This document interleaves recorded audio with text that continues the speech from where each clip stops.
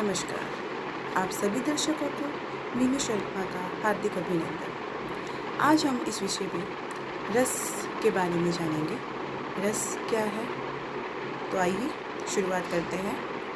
रस से ही रसायन सबका शब्द बना है और रसायन का अर्थ है किसी रस का ठोस, द्रव, गैस, मिश्रित या अदृश्य स्वरूप में पाया जाने वाला, जिसे धातु या पदार्थ भी कहते हैं।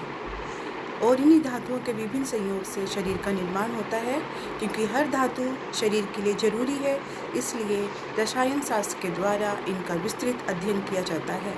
लेकिन संदर्भ के लिए इनका संक्षिप्त परिचय जानना भी आवश्यक है। रस या रसायन शास्त्र में उपयुक्त पदार्थ विभिन्न कैटेगरी या श्रेणियों में रखे गए हैं, जिनमें सबसे महत्वपूर्ण है पारा या मरकरी, जिसको सबसे ज़्यादा चंचल धातु भी कहा जाता है। अन्य धातुओं का वर्गीकरण इस प्रकार से है। पहली श्रेणी महारस जैसे अभ्रक और शिलाजीत, दूसरी उपरस जैसे गंधक और फिटकरी, तीसरी श्रेणी साधारण रस जैसे नौसादर या नमक और आश्रयनिक चौथी धातु जैसे सोना और चांदी। पांचवी श्रेणी है रतन जैसे हीरा और मोती, छठी उपरतन जैसे सूर्यकांत मणि और चंद्रकांत मणि, सातवीं श्रेणी विष या जहर जैसे सांप और बिच्छू आदि का, जीव जंतु जनित विष और आठवीं श्रेणी उपविष जैसे भांग धतूरे जैसे पौधों से उत्पन्न होने वाला। इसलिए कहा जाता है कि जिसने दर्द दिया है दवा भी वही देगा। अर्थात शरीर में किसी भी धातु का न्यूनता या कमी अथवा अधिकता ज्यादती होने के स्थिति में उस धातु या पदार्थ से उसका इलाज किया जाता है। जैसे जहर ही जहर को मारता है, वैसे ही संबंधित धातु या रस में ही उस संबंधी बीमारी या कमी का इलाज किया जाता है। गर्भावस्था के माँ को जिन धातुओं, पदार्थों या रसों की उपलब्धि नहीं होती है, उनकी संतान के अंदर उन्हीं धातुओं की कमी रह जाती है या संतान कुपोषण का शिकार हो जाती है। तब कालांतर में उन्हीं धातुओं की पूर्ति से उनका इलाज संभव हो पाता है। इसी प्रकार मन में उत्पन्न होने वाली भावनाएं जो प्रत्यक्ष तो हमें दिखाई नहीं देती, परंतु चेहरे की भावभंगिमाओं के द्वारा या मुख मुद्राओं के द्वारा आंखों को देखकर उस भावना का अनुमान हम लगा लिया जा सकता है।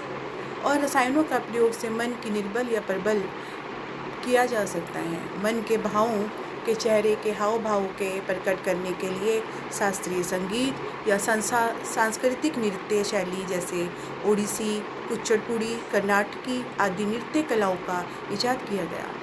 किसी आनंद या भोग की विषय वस्तु को प्राप्त करने से मन की तृप्ति और उस विषय वस्तु को प्राप्त ना कर पाने की अतृप्ति रहती है। निरंतर गतिशील रहने के कारण चंचलता व उतावलापन मन का स्वभाव बन जाता है और इसी कारण से अन्य ग्रह, नक्षत्र, व्यक्तियों या प्राणियों या वस्तुओं के संपर्क में आने से परस्पर आकर्षण या विकर्षण का केंद्र बनते हैं।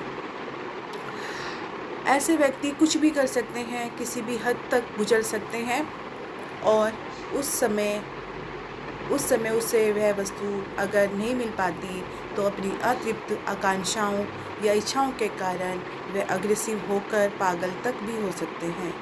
लेकिन वो भूल जाते हैं कि धैर्यपूर्वक किसी वस्तु आदि की प्राप्ति होने से उससे उपजा आनंद भी कुछ दीर्घकालिक होता है और कच्चा फल स्वादिष्ट भी नहीं होता।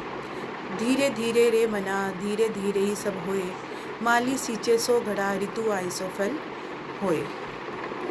मन का वास्तविक स्वरूप क्या है और इसे छोटे से दिखने वाले मन की वास्तविक गति, स्थिति और शक्ति क्या है, इसको जानेंगे हम अगली वीडियो में। अब अभी के लिए इतना ही। अभी तो हमें सागर बनने की आवश्यकता है, एक जगह ठहरने की ज़रूरत है। आज नदी नालों की तरह बहने की आवश्यकता नहीं है। हम फिर से नए वीडियो के साथ, नए टास्क के साथ आपके सामने, आपके समक्ष हाजिर होंगे। धन्यवाद। नमस्कार।